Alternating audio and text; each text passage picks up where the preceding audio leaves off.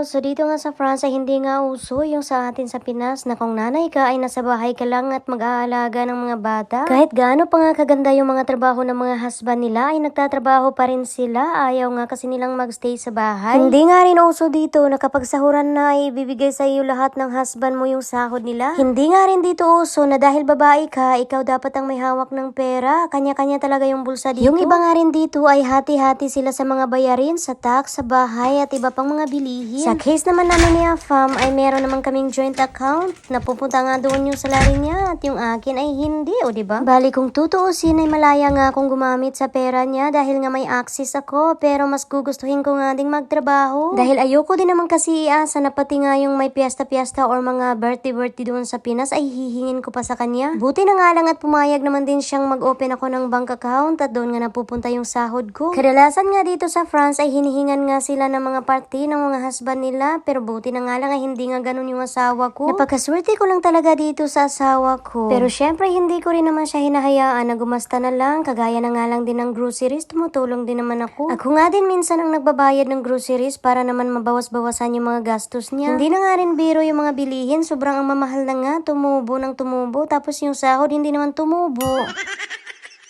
Hindi nga rin dito uso yung bagger, kaya ikaw talaga mismo yung maglalagay lahat ng pinamili mo. Tutulungan ko nga sana si Afam, pero ang sabi niya ay panggulo lang daw ako, kaya hayaan ko na nga lang daw siya.